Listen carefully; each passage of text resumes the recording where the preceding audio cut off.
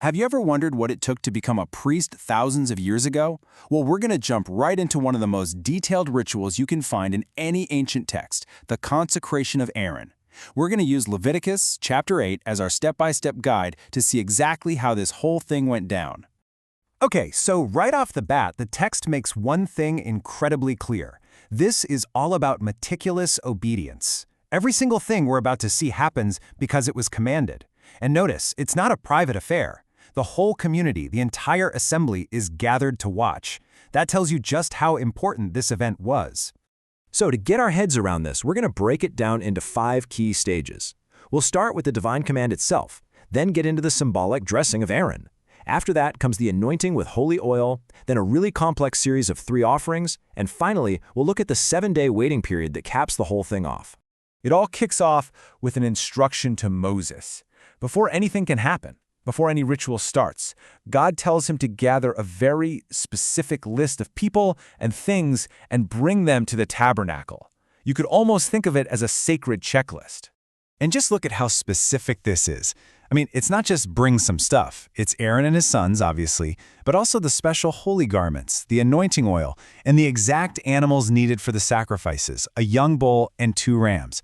Oh, and don't forget the basket of unleavened bread. Absolutely nothing here is left to chance. Every single piece has a role to play. All right, so now we get to the first big action of the ceremony. After washing Aaron and his sons, Moses starts to dress Aaron. And this isn't just about putting on clothes, This is a public, visual transformation. He's literally being turned into the high priest, layer by symbolic layer, right in front of everyone. The process here is just so deliberate. First, a coat and a sash, then a blue robe. Over that goes the ephod, which is this really intricate vest-like thing.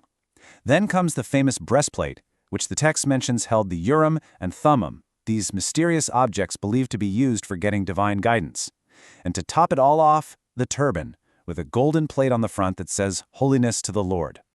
So, once Aaron is fully decked out, the ceremony shifts. Now it's time for the anointing.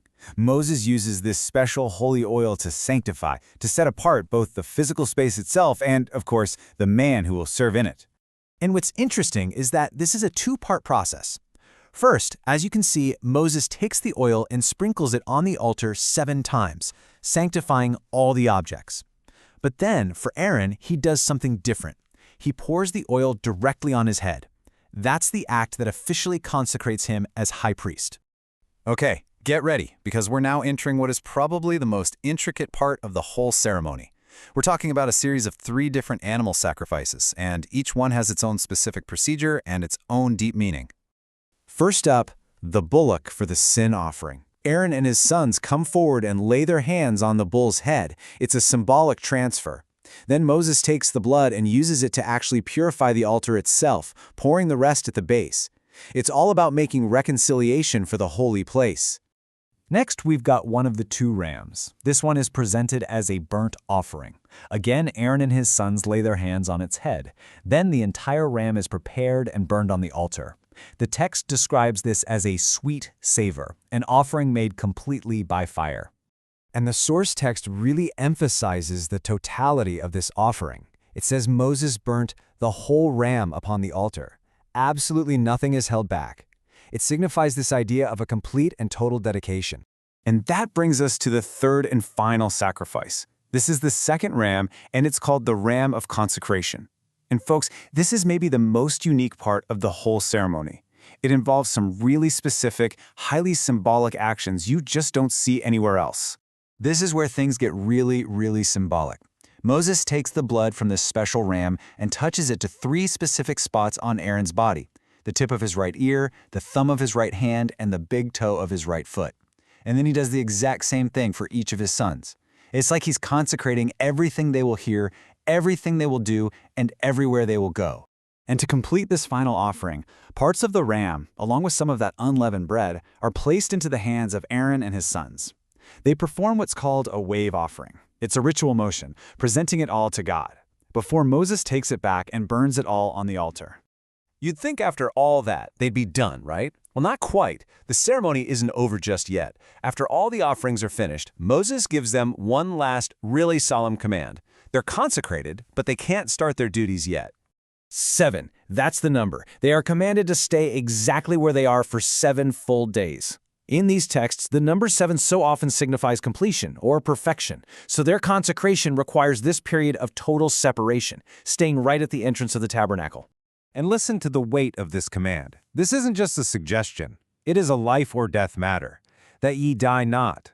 They have to stay put, day and night, for 7 days and 7 nights, to keep the charge of the Lord. You can't get much more serious than that. And just like the story began, that's how it ends, with a statement of perfect obedience. The text wraps it all up by simply saying that Aaron and his sons did everything exactly as they were commanded through Moses. And with that, this incredibly elaborate, multi-day inauguration is finally complete. So when you take a step back and look at the whole thing, the layers of robes, the anointing oil, the very specific application of blood, what does this ancient, meticulous blueprint for leadership really reveal? What does it tell us about the kind of responsibility, separation, and solemnity that was required for a role like this? Something to think about.